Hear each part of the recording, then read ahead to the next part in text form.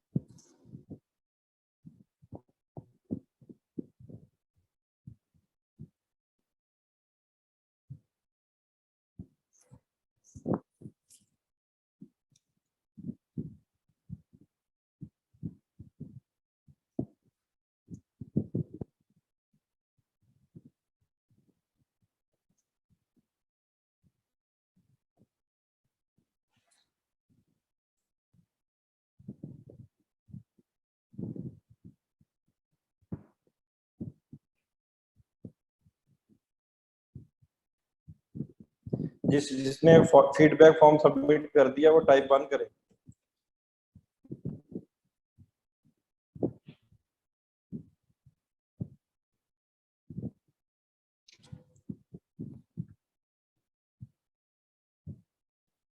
मिल नहीं रहा, ग्रुप के अंदर जाके सर्च बॉक्स में लिखें फीडबैक, आपको मिल जाएगी पोस्ट।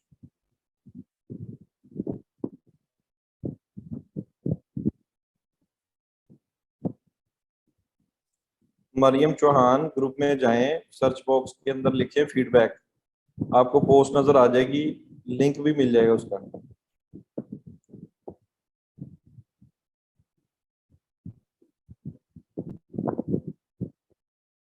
नेट इशू है तो अभी आप क्लास ले रही हैं, लेकिन फीडबैक के लिए आपका नेट का इशू है।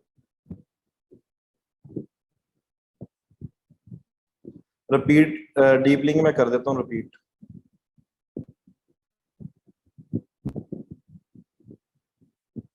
जी जी, एक ही फीडबैक फॉर्म है, यही चलना है जो उन्होंने पोस्ट किया है ना ग्रुप के अंदर, यही चलना है आपके पूरे कोर्स में। इसी को आप ओपन करेंगे और वहां पे आपने सबमिट कर देना है।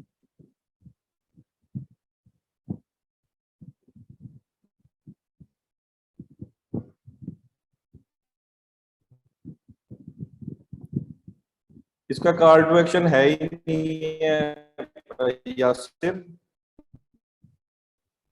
कलेक्शन के अंदर कॉल टू एक्शन है ही नहीं।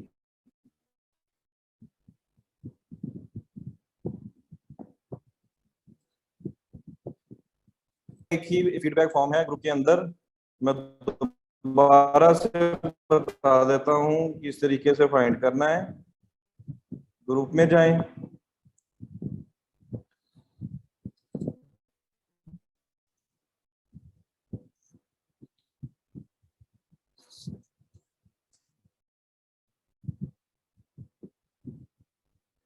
ये सर्च बॉक्स है, इसके अंदर लिखें फीडबैक।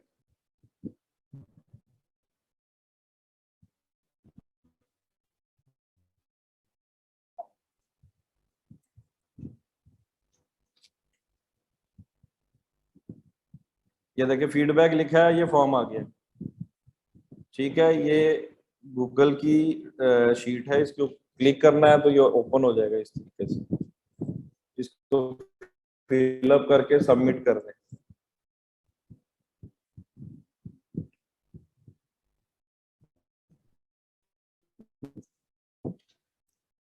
अच्छा सर, वो लाइक गेन करने का रिपीट कर दीजिएगा। अच्छा, मैंने ना आप लोगों को रिक्वेस्ट की थी कि हैक में बता, जो कॉर्पोरेट लेवल के जो अच्छे क्लाइंट्स होते हैं ना, वो इस तरह की चीज़ों को लाइटली, मैंने वो हैक इसलिए बताया था आपको कि अगर कोई आपके पास क्लाइंट आता है जिसकी रिक्वायरमेंट ही यही है कि जी मुझे कम पैसों में लाइक्स चाहिए, और टारगेट ऑडियंस बता दिया यूएस, इंडिया या पाकिस्तान, कोई भी एनी कंट्री, तब आपने वो हैक यूज करना है। ठीक है, इस्लामिक अगर ऑडियंस है इस्लामिक, तो वहां पे आपने जो होली प्लेसेस हैं मक्का मदीना, उनकी इमेजेस के ऊपर आप ऐड चला दें। ठीक है, उसकी कॉस्ट, एक अभी एक्सपेरिमेंट भी किया किसी ट्रेनी ने, उसने शेयर भी किया, उसको 30 पैसे का एक लाइक पड़ा है। ठीक है, जब आप आपने कोई क्लाइंट्स होंगे जिनकी आप ई कॉमर्स की एड चला रहे होंगे या सोशल मीडिया मार्केटिंग कर रहे होंगे, तो वहां पे आप लोगों ने इस तरह से एड नहीं चलानी। वहां पे आपने उसकी जो प्रोडक्ट होगी, जो सर्विस होगी, उसी की क्रिएटिव्स एड कॉपीज रेडी करवानी है अच्छे से। फिर आपने लाइक की कैंपेन की टारगेटिंग सेट करनी है। टारगेटिंग सेट करने के बाद डिफरेंट क्रिएटिव्स के ऊपर आपने चलानी है कम कॉस्ट के ऊपर। जो जिस क्रिएटिव के ऊपर आपको लो कॉस्ट आएगी उसको आपने चलने देना है, जिस क्रिएटिव पे ज्यादा कॉस्ट आएगी उसके एड सेट को बंद कर दें या उस क्रिएटिव को बंद कर दें, सिंपल। तो इस तरीके से आप एड्स को ऑप्टिमाइज करके किसी ब्रांड की या सर्विसेज वाले क्लाइंट की ऑप्टिमाइज कर देंगे कम पैसों में ज्यादा लाइक्स। लेकिन ये है कि आपने यूज करना है तब जब कोई कहेगा कि जी मैं कोई ब्लॉगिंग करता हूँ, मुझे पेज पे लाइक चाहिए, या मैंने कोई मोनेटाइजेशन करनी है फेसबुक से, तो इंस्टेंट आर्टिकल की, या मैं कंटेंट क्रिएटर बनना चाहता हूँ, मेरे पास मुझे ऑडियंस ला दो कम कम पैसों में, उस केस में आपने ये हैक को यूज करना है। ठीक है, और मैंने आप लोगों को यही रिक्वेस्ट की थी। अब अगर आप लोग क्लाइंट्स को करोगे तो वो फिर अच्छी बात नहीं।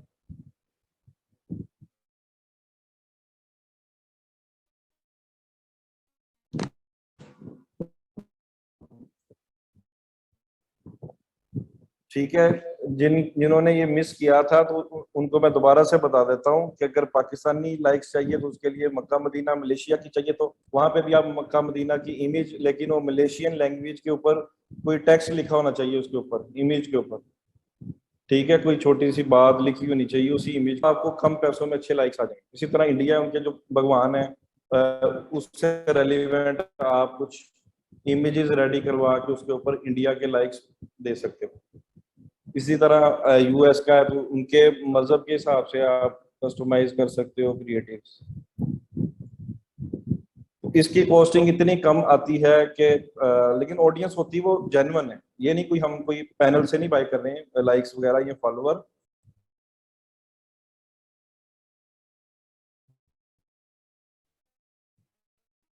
तो अगर किसी ने इंस्टाग्राम के फॉलोअर की एड चलानी है या बेसिक ऑब्जेक्टिव को चूज करने के बाद आपने सारी मैनुअल प्लेसमेंट के अंदर जाना है, सारी प्लेसमेंट्स ऑफ कर देनी है, सिर्फ इंस्टाग्राम के ऊपर इंस्टाग्राम स्टोरीज उसको चेक करना है, बस उसको ऑन करना है। ठीक है, सिर्फ इंस्टाग्राम स्टोरी की आप एक कस्टमाइज एड बना के चलाएंगी, वहां पे उसके डिफरेंट क्रिएटिव स्टोरीज के रेडी करवा लें अपने ब्रांड के हिसाब से, अपनी निच के हिसाब से।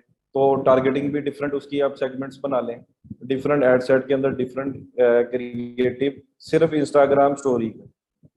और लैंडिंग पेज के लिए आपने इंस्टाग्राम की प्रोफाइल का, होम पेज का जो यूआरएल है इंस्टाग्राम की प्रोफाइल का, वो डाल देना। जो स्टोरी पे क्लिक करेगा और साथ ही वो आपकी प्रोफाइल पे चला जाएगा। तो प्रोफाइल के ऊपर आपकी प्रोडक्ट भी होंगी और फॉलो का बटन भी होगा, वहां से आपको फॉलोअर्स जेन्युइन वे से इंक्रीज हो जाएंगे।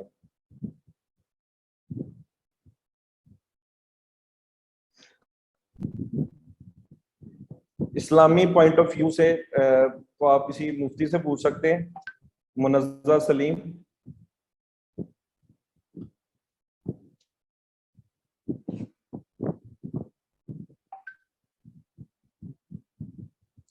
नहीं, आपने इस तरह का कॉल टू एक्शन नहीं, उसके अंदर टेक्स्ट नहीं लिखना कि जी प्लीज लाइक पेज। आपने कोई उसके अंदर जो प्राइमरी टेक्स्ट है वो थोड़ा लिख देना है, उससे रेलिवेंट या अपने नीच से रेलिवेंट लिख दें, लेकिन आपने उनको एम्फोसाइज नहीं करना कि प्लीज लाइक आवर पेज, और इस तरह की कोई आपने बात नहीं करनी है प्राइमरी टेक्स्ट के अंदर। उसकी वजह से फेसबुक आपको ब्लॉक भी कर देता है कि आप उनको कोई फोर्स कर रहे हो किसी एक्शन के लिए ना।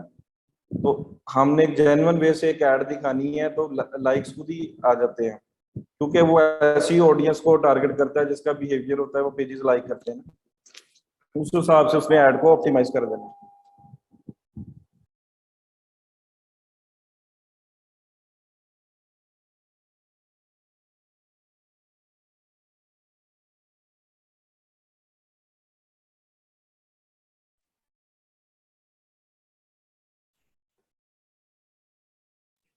पेजेस के लिए आप बता दें प्रैक्टिकली।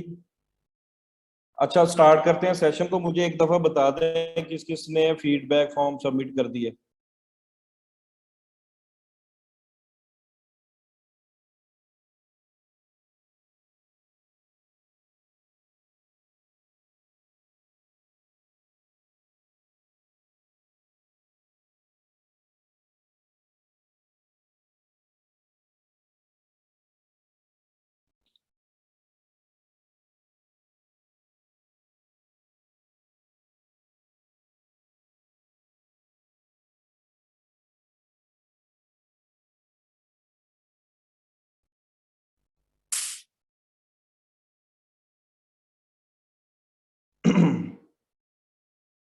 फाइवर का अकाउंट आप लोगों ने बना लेना है कल।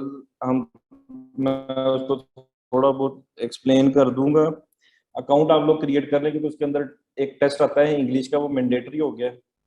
उसके बाद 2-3 छुट्टियां भी होंगी, तो उसके अंदर अंदर आप लोगों ने अपनी अपनी प्रोफाइल्स बना लेनी है fibre.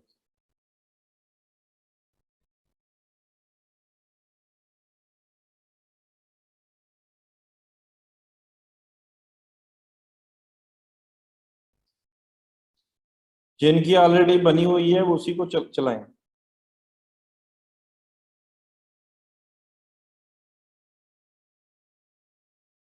That's good.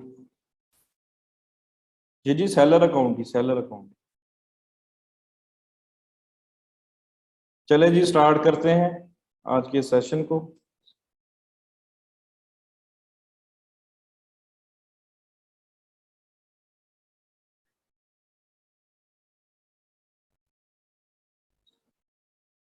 What is Facebook pixel?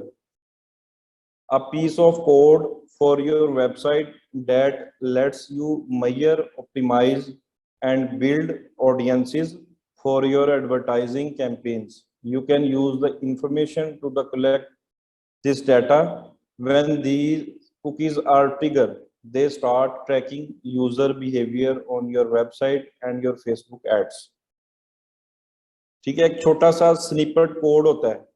जब हम इसको इम्प्लीमेंट करेंगे तो आपको वो कोड मैं दिखाऊंगा भी। वो हम हेडर सेक्शन में वेबसाइट के अंदर ऐड करते हैं। उससे ये होता है कि हमारे सारे जो वेबसाइट के पेजेस होते हैं उसके ऊपर ऑडियंस आ रही है, तो सारा डाटा वो पिक्सल के थ्रू हम ट्रैक करते हैं, और हम उन्हीं डाटे को देख के अपनी नेक्स्ट स्ट्रेटजी बनाते हैं, रीमार्केटिंग की, रीटारगेटिंग की। अब मैं एक वर्ड आपको एक्सप्लेन कर दूं कि रीमार्केटिंग भी मैं बोलूंगा समटाइम, री टारगेटिंग और रीमार्केटिंग इनका सेम मीनिंग है। ठीक है, रीमार्केटिंग या रीटारगेटिंग के लिए हम उस डाटे को दोबारा से यूज करते हैं, कस्टमाइज एड्स बना के उन्हीं ऑडियंस को टारगेट करते हैं जो हमारी वेबसाइट के ऊपर इंटरेक्ट करके गए होते हैं। वो ट्रैकिंग कैसे पॉसिबल है? वो ट्रैकिंग फेसबुक का पिक्सल की इंटीग्रेशन करेंगे वेबसाइट के ऊपर, तभी हमारे पास उसकी ट्रैकिंग आएगी। The pixel uses cookies to collect this data. अब आप लोगों ने ये नहीं सोचना कि कुकीज जो खाने वाली हैं वही होती हैं।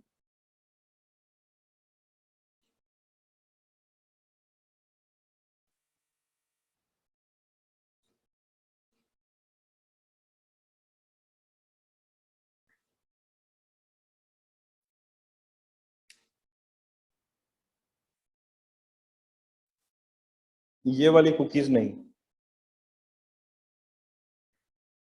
ठीक है। कुकीज होती हैं आपके ब्राउजर के अंदर।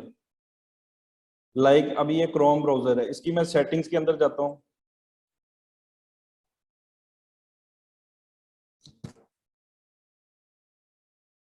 प्राइवेसी एंड सिक्योरिटी के अंदर जाऊंगा, और यहाँ पे क्या लिखा हुआ है, cookies and other site data.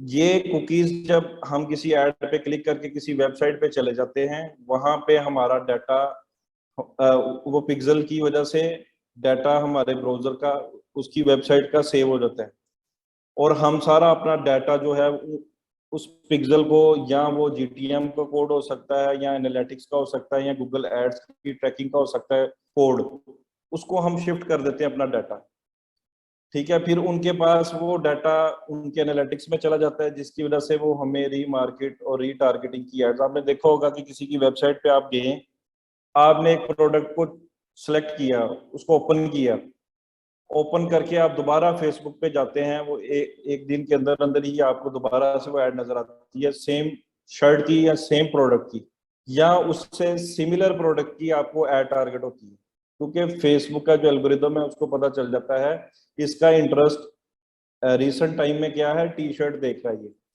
तो उसको अगर वो ब्रांड रीमार्केटिंग की ऐड नहीं चला रहा, ठीक है, तो आपको उसकी शर्ट की दोबारा से वो ऐड नजर नहीं आएगी। लेकिन फेसबुक के एल्गोरिदम को ये पता चल जाता है कि इसका बिहेवियर क्या है, रिसेंट टाइम में ये कोई टी शर्ट बाय करना चाह रहा है, तो फेसबुक का एल्गोरिदम जो है उनको सिमिलर टी शर्ट्स की जो ऐड चल रही होती है वो टारगेट करना शुरू कर देता है, ठीक है। जिसकी वजह से आप देखते हैं कि मैं एक टी शर्ट देख के गया हूँ, मुझे बाकी भी आज आज भी टी शर्ट की ऐड नजर आ रही है, कल भी। तो इस तरीके से रीमार्केटिंग और रीटारगेटिंग होती है। जितने भी बड़े बड़े ब्रांड्स हैं वो भी इसी तरीके से काम कर रहे हैं, जो पाकिस्तान की, जैसे इतिहाद है, खादी है, सना सफीना, जितने बड़े बड़े ब्रांड्स हैं उनकी भी मार्केटिंग इसी तरीके से है। और आप लोग भी वही चीजें सीखेंगे पूरे सेशन के अंदर, 50 लेक्चर्स के अंदर, किस तरीके से हम एड्स कस्टमाइज बना के उनको चला के दिखाएंगे।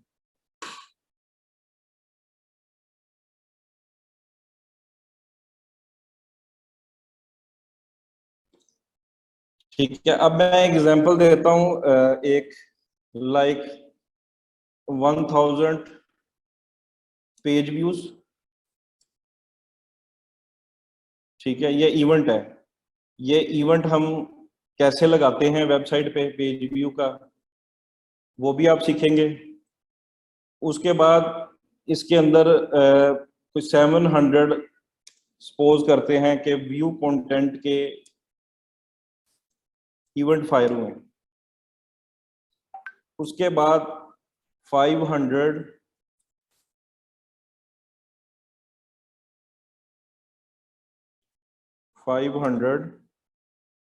Add to cart.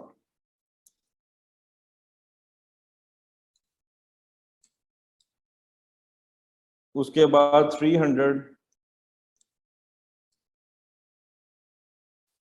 Initiate checkout. ये ई कॉमर्स के इवेंट्स होते हैं जो फायर होते हैं, वो सारा बिहेवियर हमारे पास आ रहा होता है। और परचेजेस कितनी हुई हैं, 50।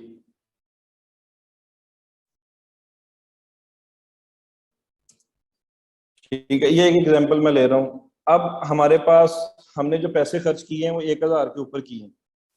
1000 क्लिक आए एक ऐड के ऊपर, यूजर ने, LCTR होता है, लिंक क्लिक थ्रू रेट, वो हम देखते हैं कि कितने परसेंट होता है, वो जितना परसेंट ज्यादा होगा, LCTR उसको कहते हैं, जो हमारा कॉल टू एक्शन होता है, जैसे शॉप नाउ है या बाय नाउ को हमने कॉल टू एक्शन, उस बटन के ऊपर कितने लोगों ने क्लिक किया। अगर 100 इंप्रेशन आए हैं तो उसमें से 2 लोगों ने क्लिक किया है या 3 लोगों ने क्लिक किया है, तो उसको कहते हैं LCTR, call to action button पे कितने क्लिक्स आए।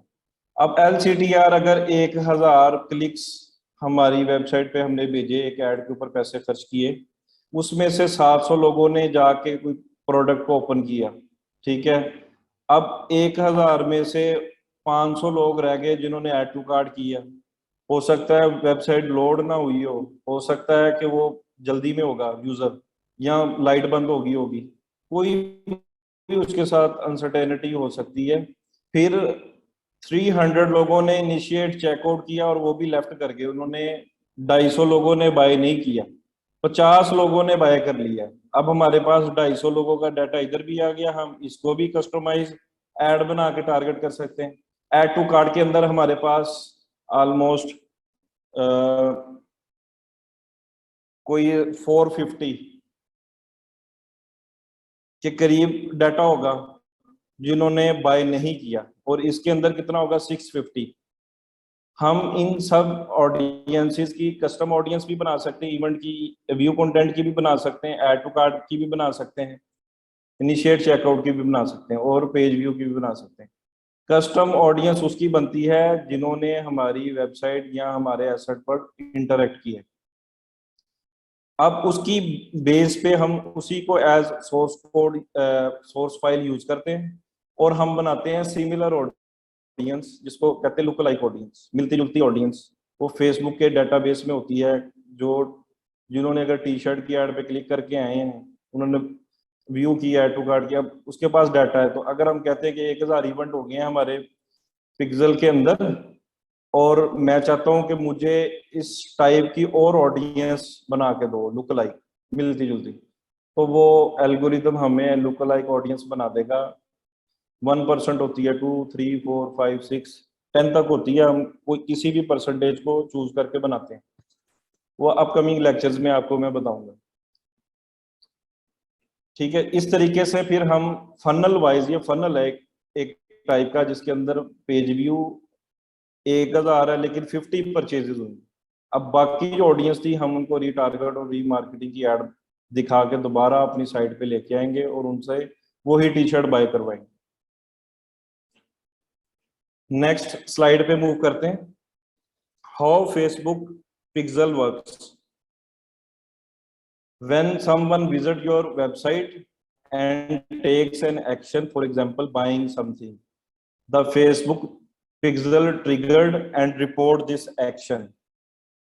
This way you will know when a customer took an action after seeing your ad.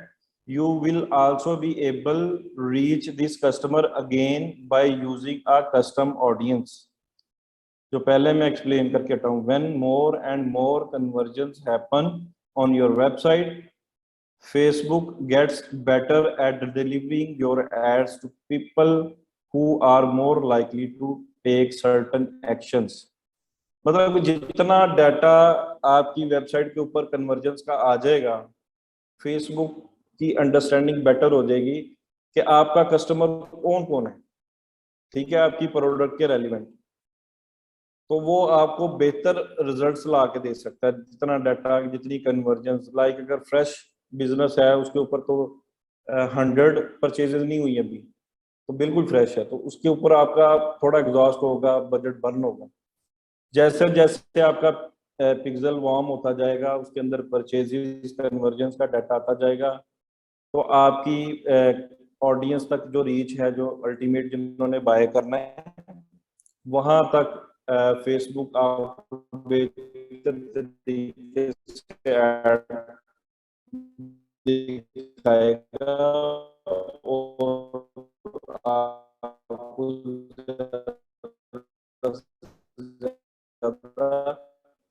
Convergence ला के देगा। अच्छा, इसमें जो ऑडियंस की रिटेंशन पीरियड होता है ना फेसबुक के अंदर, maximum audience retention period limit कर दिया कि अगर आपकी वेबसाइट के अंदर